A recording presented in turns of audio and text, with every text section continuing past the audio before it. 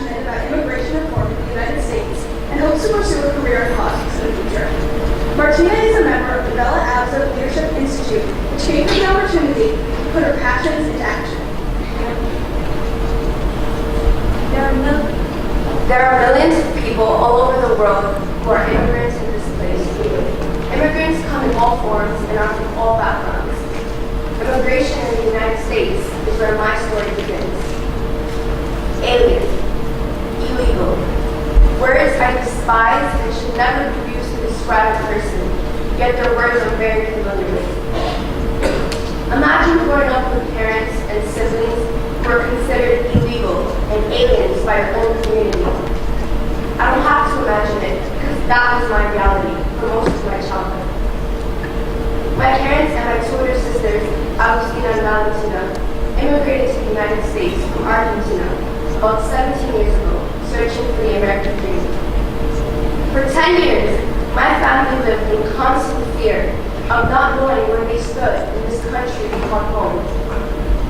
In 2010, my family was faced with three options: stay and get deported, leave on their own will within 6 months, or appeal their case. Thankfully, they appealed the case and eventually received full residency. And for us, all the stress, the fear, and the constant worry just finally gone. But millions and millions of others aren't as fortunate. Because of my personal experience and that of the millions like me, I plan on dedicating the rest of my life to advocating for progressive changes to be made in the United States, the country I call home.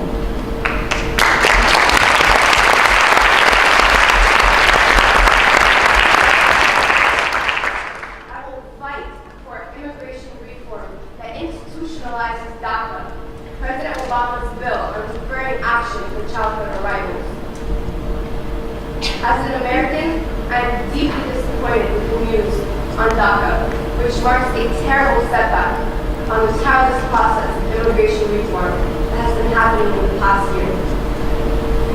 As many of us know, since late August, the GOP has been taking serious measures to repeal DACA, and it has given Congress 6 months to review and make a decision as to whether or not to end it.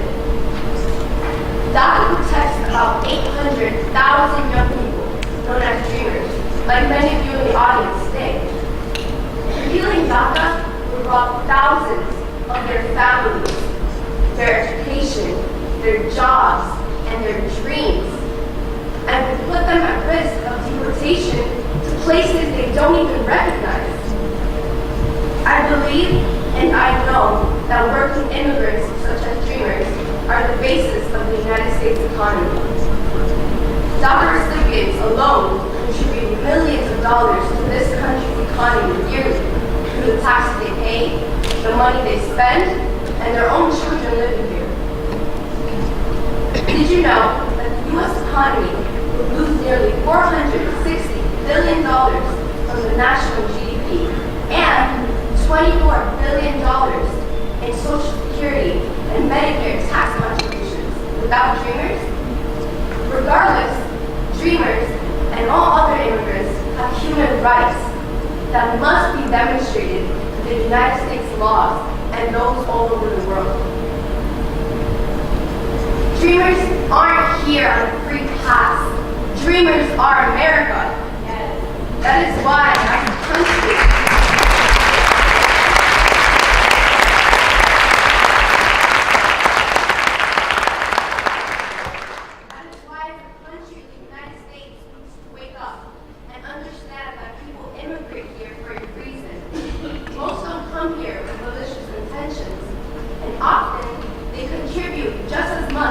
or even more to this country as any of its citizens. This country needs to ensure the protection of the livelihoods of those that risk everything to come to this land free, seeking a better life.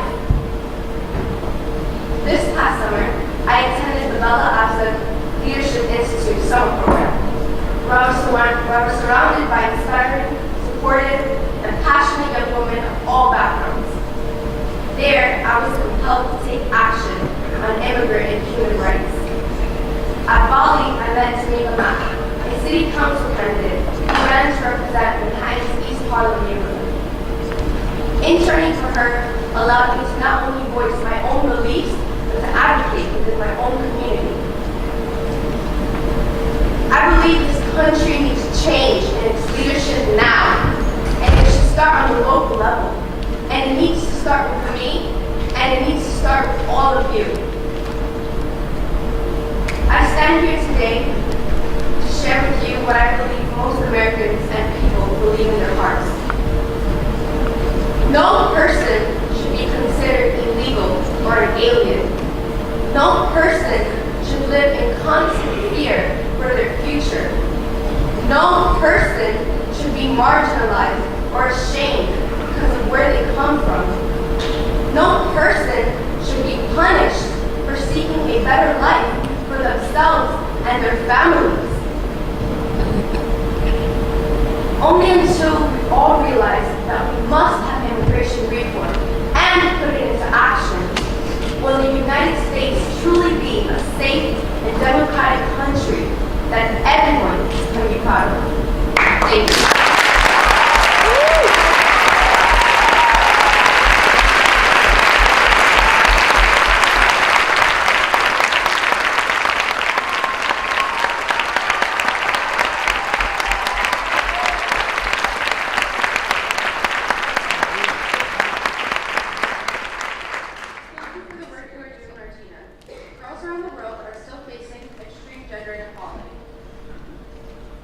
Girls are our future. However, if we treat the future like we treat young women, we are in danger of a failing society. All around the world, females face discrimination and violence simply because of their gender. Girls especially live in fear of rape, forced marriage to those twice their age, the cruelty of genital mutilation, and many other negative cultural practices. These atrocities, which are deeply ingrained in most societies, become harsher realities during emergency situations.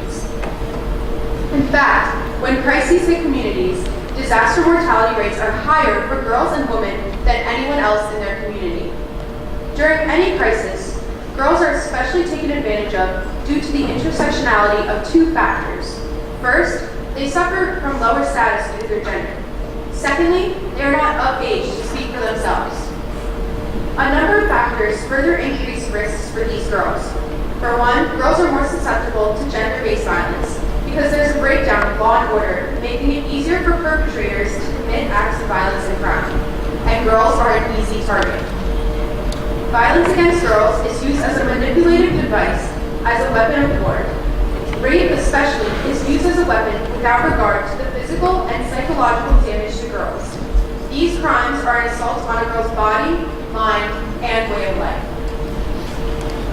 The nature of emergency situations puts a burden on girls that is heavier than any other member of the family. Crises often cause girls to take on more care tasks, such as finding provisions of food and water and caring for the sick and injured.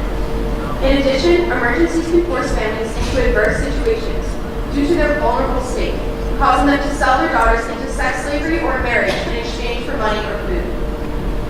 Girls may also become child workers to help support themselves and their families, and often work dangerous jobs with minimal supervision for safety. Too often, girls are forced to surrender their innocence and abandon their childhood due to crises. They are exposed to crimes that no young child should be, which is detrimental to their development.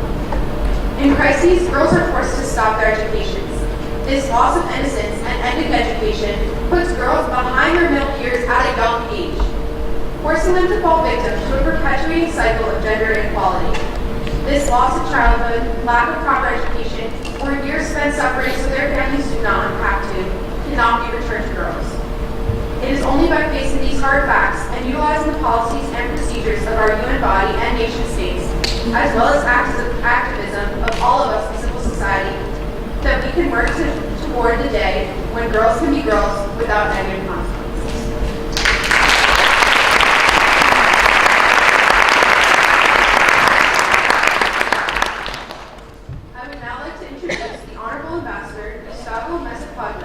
Permanent representative of Peru to the United Nations. A career diplomat with over 30 years in Peru's foreign service, Ambassador Meza Quadra has various positions in the foreign ministry. He currently chairs the group of Friends of Culture and Development of the United Nations.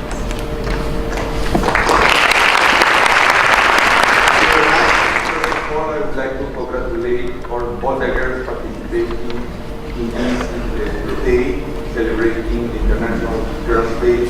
For us, it's a very big pleasure. It's the first year we are participating. It's the most interesting and encouraging event we participate in the United Nations. We feel very grateful to support again this day because it gives us a chance to take further steps to specifically support girls who suffer different types of disadvantages and abuse. But more importantly, to take action to improve rights and opportunities for every girl throughout the world. Despite multiple efforts from governments and other public and private actors, girls are still facing many challenges and injustices everywhere.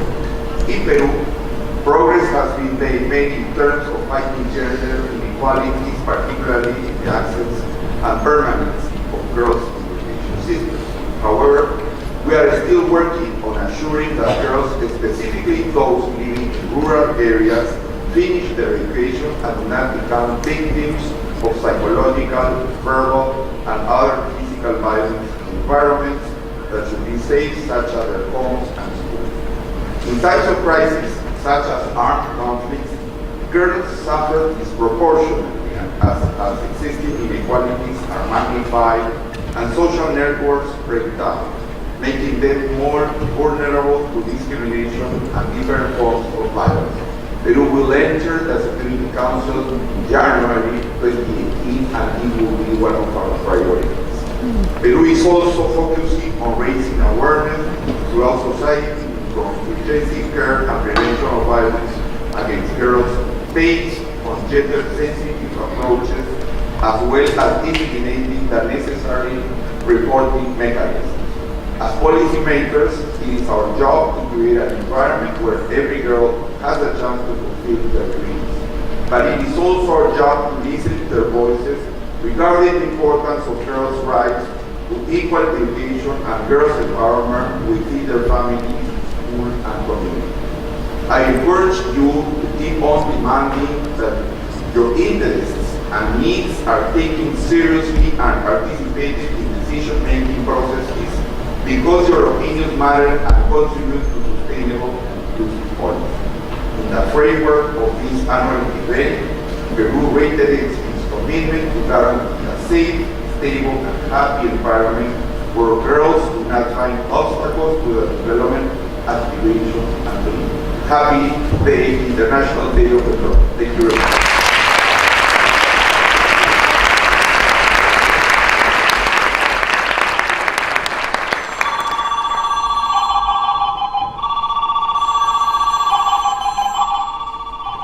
You expect me to be as smart as boys, but also tell me not to be too smart because smart women intimidate men. You expect me to impress you with my brain, but all you can do is compliment my body and my face and call me shallow for worrying too much about my looks. You expect me to be independent and empowered, but also teach me to compete with other girls to gain boys' attention because, after all, being liked by men is all that matters. Because from the moment I was born, I knew that I was supposed to fulfill those expectations of being a girl.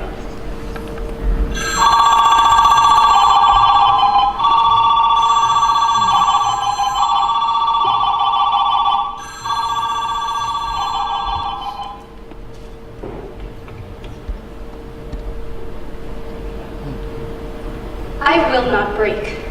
Even if the doctor says it's a girl, and my parents only half smile because deep down they wanted a boy. Even if I want to play with cars, robots, and build things, I only get Barbies, kitchen toys, and dolls because that's what a girl is supposed to learn. Even if I wanted to do sports and play video games and only have ballet classes and go to cooking classes because that's what a girl is supposed to do. Even if I voice my opinion and fight for what I believe in and only get shamed for being tough and bossy because girls are supposed to be sensitive and quiet. Even if I don't like pink and speak loud and get called out on my lack of feminine traits because that's too boyish. It's not girly. If all I do is be the best me I can be, I get no support or recognition because I was supposed to fill those expectations of being a girl. There are so many challenges faced on girls. To have a girl here today, it was clear at the beginning to challenge the way girls, in her culture, are mistreated. Dawnette is a 16-year-old Native American model that proudly represents 3 tribes. She comes from the Omaha Indian Reservation in Nebraska by way of her mother, but is an enrolled member of the UNECOSO tribe in Nebraska. However, Dawnette is adopted and raised by an enrolled member of the St. Regis Mohawk tribe of New York. Through her collaboration in Teen Vogue, Dawnette is known for speaking out against cultural appropriation in the fashion industry and addressing misconceptions many people have about Native Americans. Dawnette also focuses on bringing awareness to Native girls and women that are victims of violent crimes, such as the missing and murdered, sexually and physically abused, and those that struggle with some form of suicidal ideations or depression. Along with her career as a model and activist, Dawnette remains her spot on the honor roll while taking all AP and honors courses. Dawnette. Since I was a little girl, I've always known I wanted to be involved in the entertainment or fashion industry. At 3 years old, I was learning my mom's skills and using whatever I could get my little hands on to make myself outfits for the runway that was the hallway in our house. As I got older and more focused on modeling, I searched for a Native American model that I could learn from and be inspired by. Unfortunately, there weren't any. That's when I decided to become that inspirational Native American model for myself and other Indigenous youth. I believe it's important for children to have a figure they can relate to and connect to, someone that resembles who they are and where they come from. Somebody they can look at and say, she did it and she's from a reservation, so I can do it too. In 2016, I collaborated with a major fashion magazine on a couple projects. The first one being an article and video on cultural appreciation, and then a 4-part video series called #Ask a Native American Girl.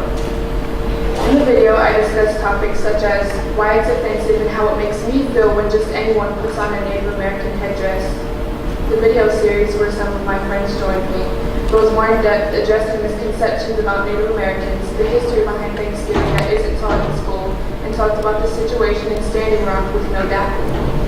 Though all the videos are very informative and quite interesting, 2 of them gained a lot of attention and stirred up a lot of controversy.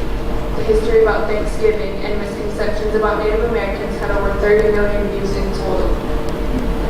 Some of the feedback was very positive, thanking my friends and I for speaking on these issues, and the magazine for giving Native Americans a platform for our voices to be heard worldwide. But with good, there is always bad. I've been told to go back to my TV, go back to Asia. Natives are savages, you all are a bunch of Asians from Alaska with no life. But I think the most shocking was a 40-plus-year-old man who devoted 17 minutes of his life to insulting me in a YouTube video. It was an immature attempt to devalue everything we had to say. I could not believe the hateful things people in my own country had to say about me just because I chose to speak out for my people and our culture. But my response to all of it? Thank you.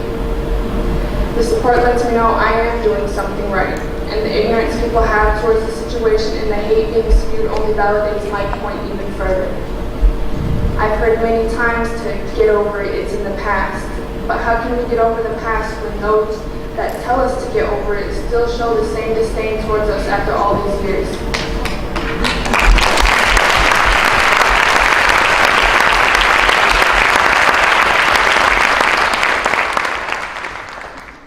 Why are imitation headdresses and Pocahontas costumes still for sale? Why are there Major League sports teams with mascots and logos that resemble the stereotypical image of my ancestors? Why are we reduced to cartoon imagery as if we're fictional characters? Furthermore, when the script calls for a Native American actress, use a Native American actress. If the items you're designing are Native inspired, use a Native American model. We were forced down a path that was meant to lead us to our death and to be forgotten, yet we are still here. Native women and indigenous women globally suffer the highest rates of violent crimes against them, but we are still here. The suicide rate in Indian country is 2.5 times the national rate, but we are still here. How do we overcome the issues that were historically created by our country? My goal is to work towards providing an understanding of our culture and us as people. We can do our part to educate the older generations by sharing information when asked. But the government can also do their part by incorporating more of our history into school lesson plans. U.S. history started with Native Americans, so teach about us, our history, and our culture in its entirety. I think if the educational system were to put more effort into teaching Native American history, controversial topics such as the headdress, the mascots, and the costumes would no longer be an issue because people would have a more in-depth knowledge and understanding of who we are as Native Americans and what our culture and traditions really mean to us. I understand it's going to take a lot of work to repair the damage that's been done. But just like the drum, if one person starts hitting it, you'll hear it. If one person starts singing, you'll hear it. If more people show up to beat that same drum and sing that same song, it will resonate throughout the people. We are not just people of the past, but people of the present and future. Thank you.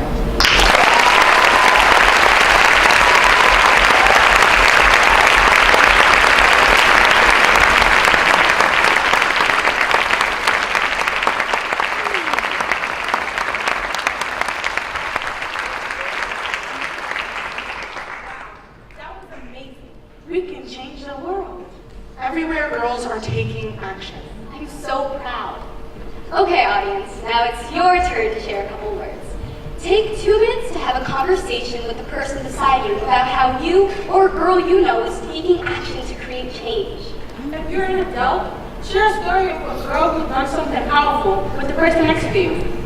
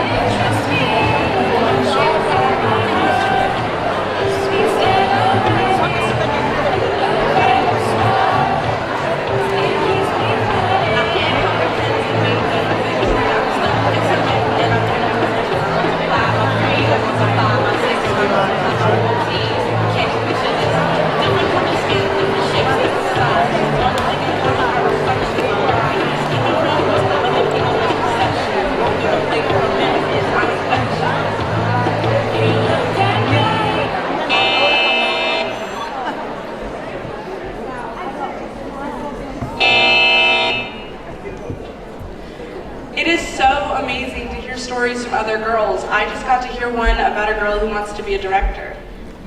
I just heard of 4 females who created Unapologetically Female. They created their own group. How amazing is that? I just heard about this amazing organization called Breathe. I just heard about a woman who created a club for sports for women. Awesome. Alrighty, now, before we get started again, ladies, remind me once again, what are the 3 most important things? To listen with full attention. To take notes accurately. To ask how they are feeling. But most importantly, repeat after us. We love you. We love you. We believe you. We believe you. And you are not alone. And you are not alone.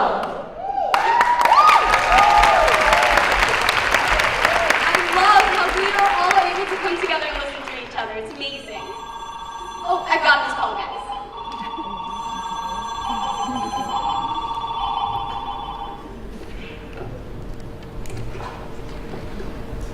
started censoring myself in the 7th grade. The kids in my class made fun of me for using big words and getting too many science trivia questions right. So I learned to stop. Being too smart can lead to teasing for any kid, but certain demographics get a unique torment. Being a Latina meant not only facing the stereotypes waiting for me to prove I am a failure, but also facing the injustices that made me closet my intelligence. In my culture, girls are always told to Look pretty. and they're trained to be The perfect wife. for their future husband, not to pursue their educational dreams. I realized early on that the standard wasn't enough for me. I had had enough brutal teasing from the boys in my class and decided to prove them wrong. No longer would I have to hear the words, You're a girl, you can't be smart. ever again. I began to work harder than I ever did and no longer felt the need to censor myself. The stigma of being a smart Hispanic girl no longer plagued me, and I began to show my intelligence to the world. A year later, I was named valedictorian of my middle school. There's a whole set of cultural forces and patriarchal rhetoric that aim to deter females from trusting their brains and voices. However, us girls must rise up and relieve ourselves from the injustices that we face every day. Guys, this one's from Myanmar, I got it.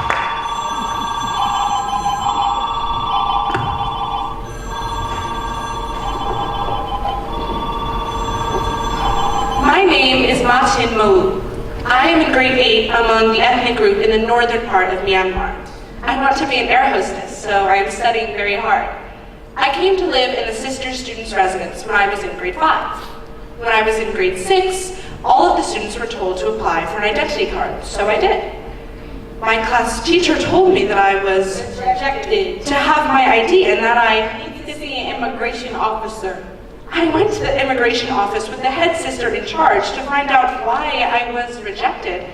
I was shocked to hear that I was Rejected because your father is Bengali. I was scared I might be chased out of here, which would put an end to my education. Well, the head sister in charge told the immigration officers that we help every child in need. My mind was filled with questions. Why this discrimination? I questioned it in my heart. I want to have the right to live and learn where I want, and everyone should have this right. I felt scared and small because of my father's nationality. I didn't like it at all. Now my family has to try and find another way to get me my ID. But my education is important, so I will accept it this way. I think there are many girls out there like me, and I want to tell them we need not be discouraged. If we can find someone who cares, we can all have the support we need to reach our goals. I will try my best. I want to tell the elders that I am still a young girl and I know racism is not helpful. Why are you adults doing this? Hey, there's a call from South Carolina.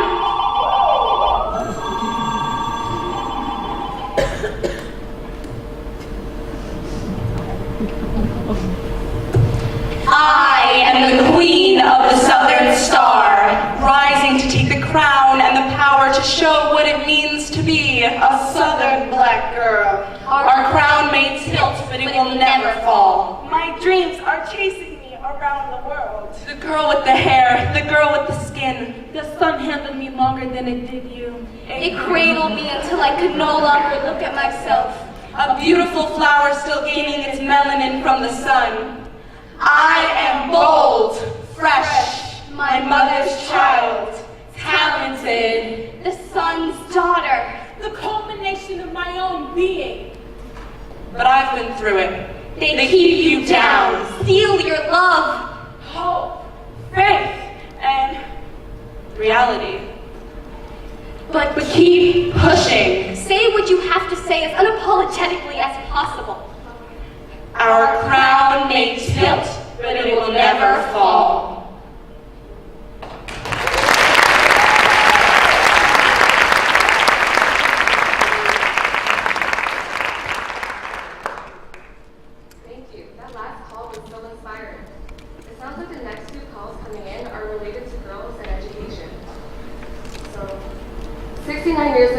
the United Nations General Assembly declared education as a human right. Article 26. I remember this article because it allows me to read, write, and quench my thirst for knowledge. It enabled my mother to pull herself out of poverty from India when she was 14 years old. I remember this article because the world recognized education as a basic human right far too late at the expense of my grandmother, my Aita, who was pulled out of school when she was only 13 years old to marry. Girls' education is how we all got here and why we should all be here today. My Aita was not the only girl to be stripped of her education. 31 million girls of primary age are not in school. Over half are expected to never enter the classroom. 34 million female adolescents do not receive lower secondary education, missing their chances to work towards a professional career. Girls' education must be at the top of every global leader's priorities. It decreases fertility rates. In Guatemala, for each additional year a girl spent in school, the age at which she would become pregnant delayed by 6 to 10 months. It improves maternal health and the health of her children.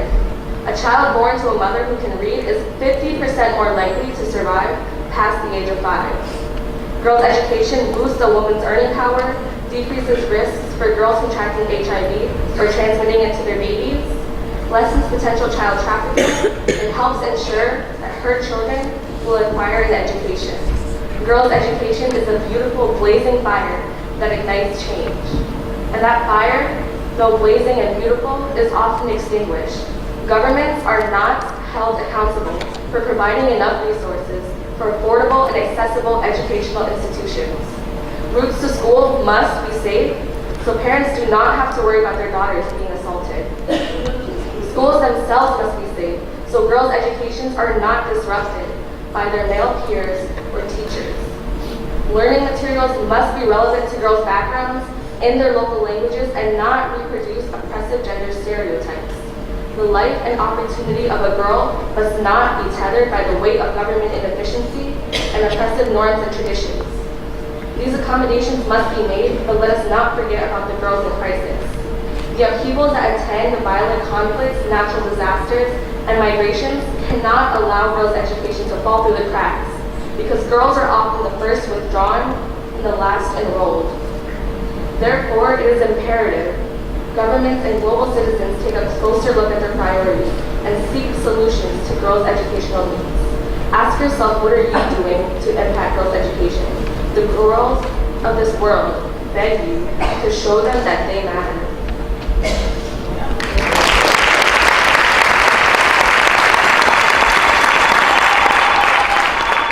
just got a call from Afghanistan.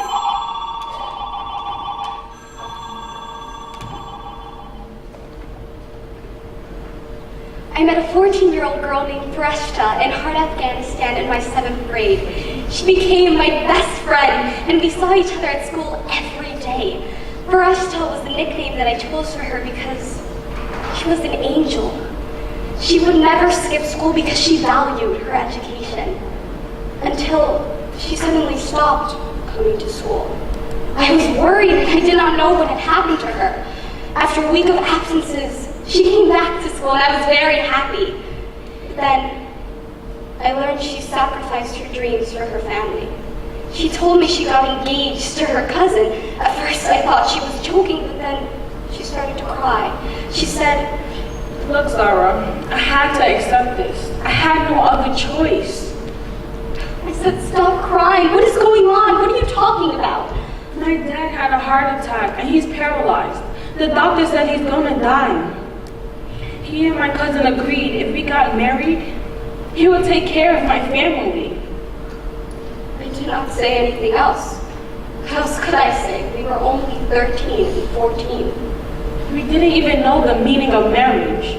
She dropped out of school and I got a note from her that she invited me to come to her wedding. I did not go because I could not imagine a 14-year-old girl getting married to a 24-year-old man. After a year, she came back to school and she told me, I talked to my husband and my mother-in-law for over 4 months for me to come back to school. They said, good girls don't go to school, but I fought for what was right. I would finish my education and study. I would get a job and be independent. I would not have the same life for my daughters as I had for mine.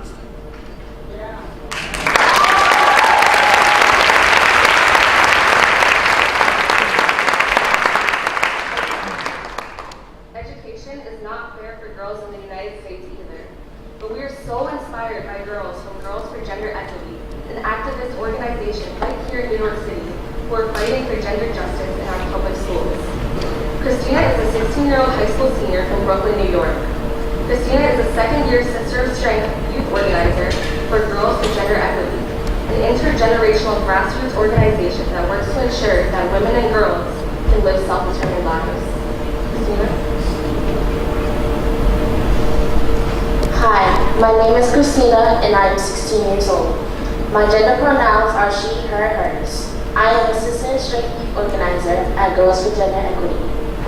Girls for Gender Equity encourage communities to remove barriers and create opportunities for girls and women of color to live self-determined lives.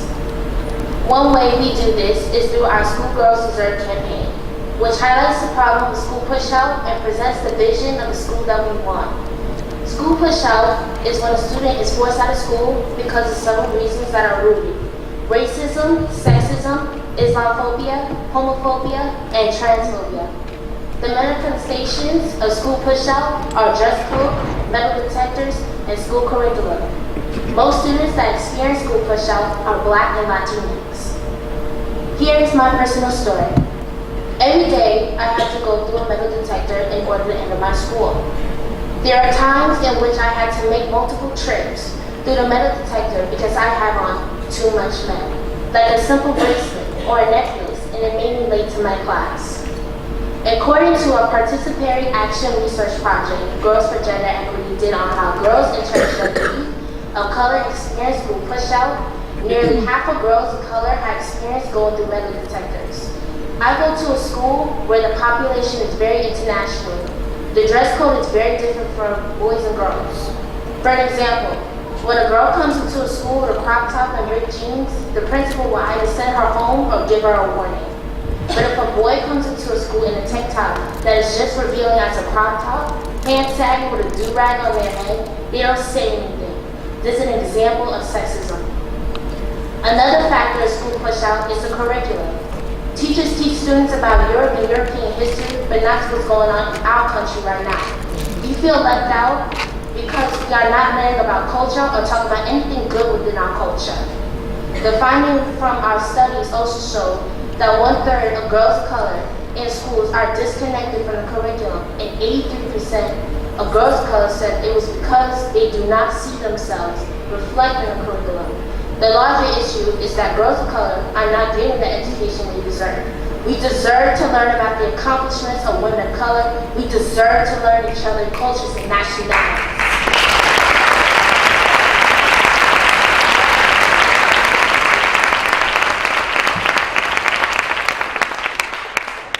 My call to action is this: community building. We need to come together as students and speak about our experiences with school push-out and demand the schools that we deserve. Speak out on the need to have girls and women of color in the curriculum where they are recognized for their achievements.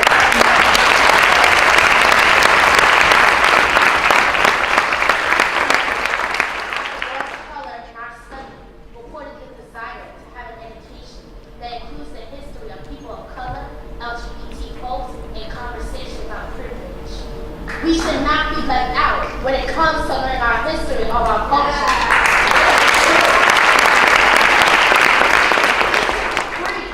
Stop trying to make us someone that we are not. We just want to be ourselves, be our own person. Speak out about removing the racism, sexism, Islamophobia, and transphobia from our schools. Girls go to school because we want to see the light, but if you keep forcing us out of school, then you want us to show the light. Thank you.